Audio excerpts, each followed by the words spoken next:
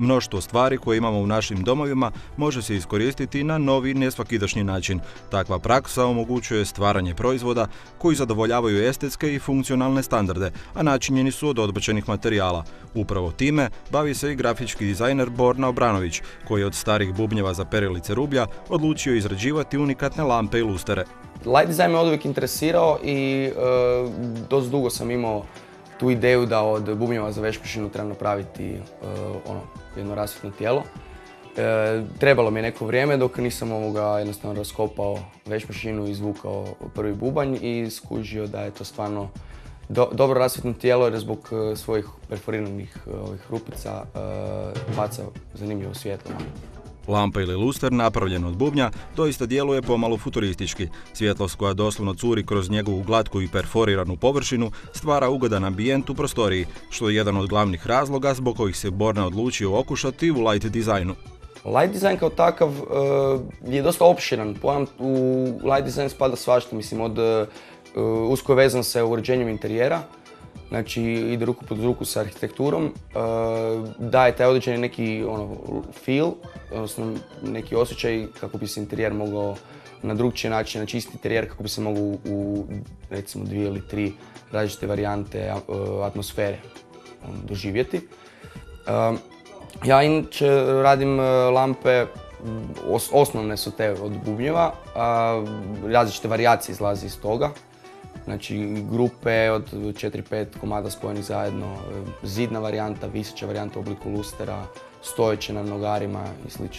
Bubanj perilice rublja napravljen je od nehrđajućeg čelika, no za dobivanje glatke i ugodne teksture, kaže Borna, potrebno je uložiti dosta vremena, truda, a i ljubavi.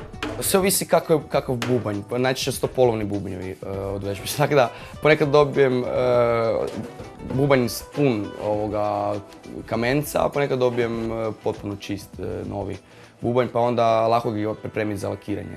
Proces je taj, znači čišćenje, obrada, u smislu skidanja nekih nepotrebnih dijelova koje se nalaze u bubnju, priprema za lakiranje. Lakiranje i onda dalje izrada, da li će to biti, znači, ovisi isto koliko jako svjetlo ide unutra, različita grla, odnosno grla za žarulje, da li to ide u tu stolnu varijantu, odnosno na stalak, da li ide na zid, sve ovisi o tome. To znači te zadnje komponente u kojem smjeru će biti primjena. Budući da nije previše težak, bubanj se može iskoristiti i za izradu drugih predmeta koji će se također jednostavno moći uklopiti u svako kućanstvo.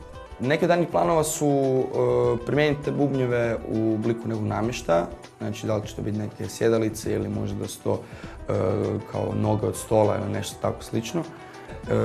Jer materijal je dosta solidan, nije baš da ne može izdržati nekoga da sjedne na to.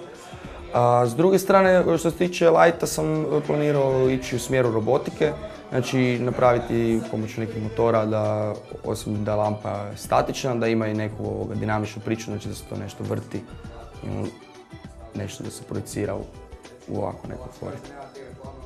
Bubnjevi perilice rublja za mnoge su, nakon što okrenu svoj posljednji krug, predmeti koji završe na odlagalištu smeća. Ponekad se upravo takvi materijali, tvrdi Borna, mogu iskoristiti kao poticaj i inspiracija za jedan kreativniji i doista unikatniji način života.